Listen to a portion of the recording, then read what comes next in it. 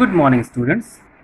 आज हम हिंदी की इस कक्षा में एक कहानी का पठन पाठन करेंगे, लेकिन उससे पहले मेरे कुछ प्रश्न हैं, मेरे कुछ सवाल हैं। अगर आपकी एक बहुत ही सुंदर पेन जो आपको आपकी मम्मी से बर्थडे गिफ्ट के रूप में मिली है और क्लास में खो जाए, तो आप इसकी जानकारी किसको देंगे? जी हाँ, आप इसकी जानकारी सबसे पहले अपने क्लास टीचर को देंगे।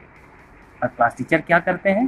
क्लास टीचर उस पेन को ढूंढने में आपकी सहायता करते हैं और आपको पेन दिला देते हैं। तो क्लास टीचर ने आपके साथ क्या किया? क्लास टीचर ने आपके साथ न्याय किया। अगर क्लास टीचर आपकी बात को ध्यान ना दें, आपकी बात अनसुनी कर दें, तो आपके साथ क्या होगा? आपके साथ ये अन्याय होगा और आप उस पेन को लेकर मन ही मन, दिल ही दिल में दुखी होते रहेंगे। लेकिन इससे पहले हम जानें कि न्याय क्या है। न्याय अर्थात इंसाफ, बिना भेदभाव या पक्षपात का फैसला।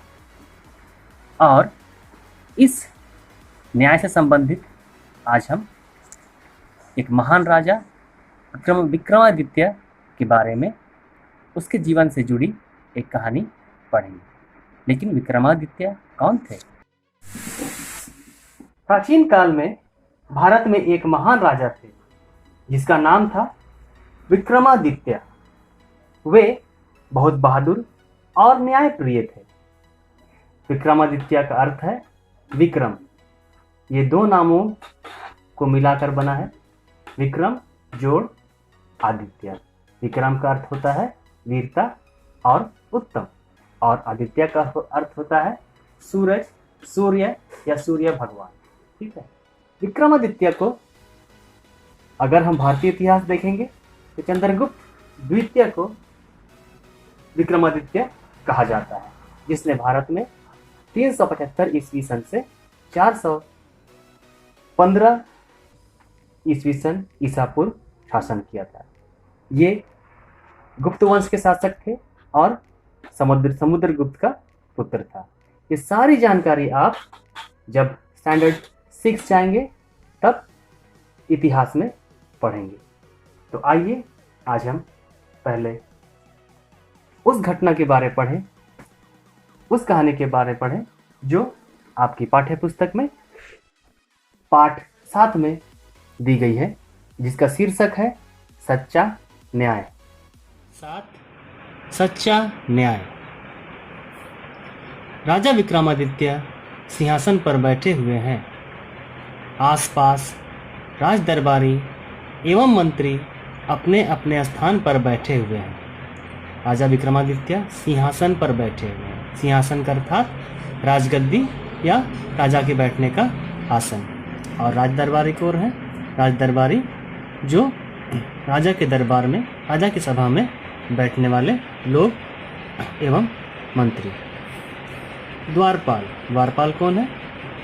वो सैनिक जो दरवाजे पर खड़ा होता है और बाहर से आने वाले लोगों की सूचना राजा को देता है। महाराज की जय हो।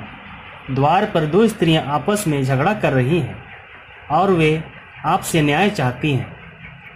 विक्रमादित्य कहते हैं उन्हें दरबार में उपस्थित किया जाए। द्वारपाल बाहर से 2 स्त्रियों को लेकर दरबार में आता है। दोनों स्त्रियां, महाराज हमारा न्याय कीजिए। विक्रमादित्य, तुम्हें न्याय मिलेगा। बताओ तुम दोनों में किस बात का झगड़ा है? एक स्त्री कहती है, अन्नदाता, इस औरत के पास जो बच्चा है वह मेरा है। मैं आज जब नदी में स्नान कर रही थी तब यह स्त्री उसे उठा ले गई और अब बच्चे को वापस नहीं करती है। स्त्री कहती है, अन्नदाता। अन्नदाता का अर्थ क्या है? भोजन देने वाला, अन्न देने वाला। और राजा अपनी प्रजा के लिए अन्नदाता होता है। आज ऐसी परिस्थिति में पूरी दुनिया में जहाँ कोरोना वायरस की महामारी फैली हुई है, आज हमारे लिए अन्नदाता कौन है? हमारी सरकारें। हमारी सरकारें गरीबों को, सभी लोगों को, सभी परिवारों को जिसके पास भोजन की व्यवस्था नहीं है उनको भोजन पहुंचा रही है। इसलिए अन्नदाता का अर्थ है अन्न देने वाला या भोजन देने वाला।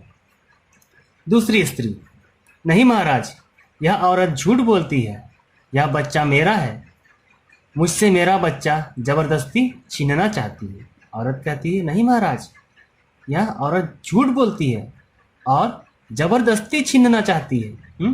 आप लोग भी जबरदस्ती करते हैं, आप लोग भी कभी कभी झूठ बोलते हैं और ऐसा व्यवहार आप भी करते हैं। देखिए आगे चलते हैं। विक्रमादित्य, ठीक है, तुम दोनों की बातें सुनकर ऐसा लगता है कि तुम दोनों भी इस बच्चे की माँ हो। मैं चाहता हूँ कि तुम दोनों को यह बच्चा मिले। सेनापति, तलवार से इस बच्चे के 2 टुकड़े कर दिए जाएं और एक एक टुकड़ा दोनों स्त्रियों को बांट दिया जाए। और दोनों की बातें सुनकर विक्रमादित्य को लगता है कि दोनों औरत इस बच्चे की माँ है, इसलिए ऐसा कठोर कदम वो उठाते हैं। सैनिक को कहते हैं कि इस बच्चे के 2 टुकड़े कर दिए जाए और आपस में बांट दिए जाए। फिर क्या होता है देखिए। पहली स्त्री रोती हुई, महाराज ऐसा ना कीजिए, मेरे बच्चे के टुकड़े मत कीजिए, हाय मेरा लाल, इससे अच्छा तो यह है कि मेरा बेटा इसी औरत को दे दिया जाए। पहली स्त्री रोते हुए, कलपते हुए कहती है, नहीं नहीं नहीं महाराज, इसके टुकड़े मत कीजिए, हाय मेरा बच्चा, हाय मेरा लाल, हाय मेरा पुत्र, इससे अच्छा तो यह है कि यह बच्चा दूसरी औरत को दे दिया जाए। अर्थात यहाँ पर माँ की ममता, माँ का प्यार बच्चे के प्रति प्रकट हो रहा है और त्याग की भावना भी है। यहाँ पे माँ अपने बच्चे के जीवन के लिए बच्चे का त्याग कर रही है। दूसरी औरत, नहीं महाराज, अन्याय है। दूसरी महाराज कहती है, नहीं महाराज, ये अन्याय है, आप ही इस बच्चे के 2 टुकड़े करवाइए। मुझे यह स्वीकार है, यदि यह जीवित बच्चा मुझे ना मिले तो इस औरत को भी ना मिले। यहाँ देखिए, दूसरी औरत अपनी जिद पर पूरी तरह से अड़ गई है, डट गई है और कह रही है कि नहीं नहीं, हाँ, यह अन्याय है, बच्चे को क्या अन्याय है, बच्चे को जीवित न रखा जाए। और वो चाहती है कि बच्चे के 2 टुकड़े हो जाए और वो ये भी चाहती है कि अगर ये बच्चा उसे ना मिले तो इस औरत को भी ना मिलना चाहिए, क्योंकि जानती है कि बच्चे के 2 टुकड़े करने पर बच्चे की मृत्यु हो जाएगी। विक्रमादित्य, ठीक है, अब बच्चे के 2 टुकड़े करने की आवश्यकता नहीं है, इसकी असली माँ का पता लग गया है। यहाँ जिसके मन में बेटे के प्रति ममता नहीं होती वह औरत भी क्या माँ हो सकती है। यहाँ देखिए, इस लाइनों में देखिए किस तरह से विक्रमादित्य अपनी बुद्धि का, अपने ज्ञान का परिचय देते हैं और वो कहते हैं कि बच्चे को 2 टुकड़े करने की आवश्यकता नहीं है, इसकी माँ का पता लग गया है। जिसके मन में बेटे के प्रति ममता नहीं होती, ऐसी औरत जिसके प्रति बेटे के मन में प्यार नहीं होता, ममता नहीं होती, वह औरत भी क्या माँ हो सकती है। यह बच्चा पहली औरत को दे दिया जाए और दूसरी औरत को जेल में बंद कर दिया जाए। पहली स्त्री हर्ष से अर्थात खुशी से, महाराज की जय, विक्रमादित्य की जय। और सभी दरबारी बोल उठते हैं, चिल्ला उठते हैं, विक्रमादित्य की जय, विक्रमादित्य की जय। यहाँ हमारा ये पाठ खत्म होता है। आइए हम पाठ में आए उन सभी शब्दों का अर्थ देखेंगे और इसके भाव को, इसके सारांश को समझेंगे।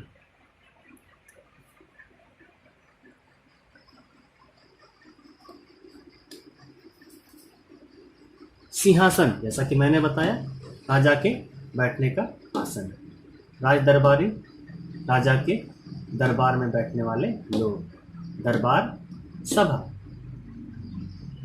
द्वारपाल, जो सैनिक द्वार पर खड़ा रहता है। उपस्थित, हाजिर होना यानी कि प्रेजेंट होना। न्याय, इंसाफ। अन्नदाता, जो भोजन देता है, जो अन्न देता है। लाल, पुत्र, पुत्री या बेटा या बेटी।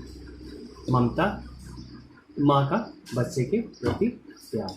और भी कुछ शब्द हैं हमारे किस पुस्तक में। स्वीकार, मंजूर, स्नान, नहाना। ममता हम लोग देख चुके हैं इसके बारे में। माँ का बच्चे के प्रति प्यार, स्नेह, दुलार। तो बच्चों, इस कहानी में हमने देखा कि किस प्रकार राजा विक्रमादित्य अपनी बुद्धिमत्ता, अपने ज्ञान का परिचय देते हुए दोनों औरतों के बीच के झगड़े को सुलझाते हैं और सच्चा न्याय का परिचय देते हैं। सच्चा न्याय करना आसान नहीं है।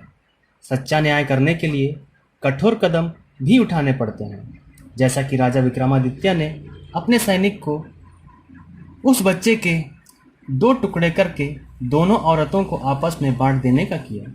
इस कहानी से हमें माँ का अपने बच्चे के प्रति प्यार और त्याग की भी जानकारी मिलती है। हमारी माताएं, हमारी मम्मियाँ भी हमें बहुत प्यार करती हैं और न जाने कितने त्याग करते हैं, लेकिन क्यों? हमारी खुशी के लिए, हमारी इच्छाएं पूरी करने के लिए। लेकिन क्या हम अपने मम्मी पापा, अपनी माताओं को खुश रखते हैं? इस कहानी से हमें जिद्दीपन, हठपन जैसे दुर्व्यवहार की भी जानकारी मिलती है, जो कि हम कभी कभी किसी भी वस्तु को पाने के लिए अपने माता पिता से करते हैं। हम बर्थडे में डिमांड करते हैं, अपने माता पिता की आर्थिक स्थिति को जाने बिना बहुत सारी मांग करते रहते हैं और मांग पूरा ना होने पर हम नाराज हो जाते हैं, जो कि बिल्कुल गलत है।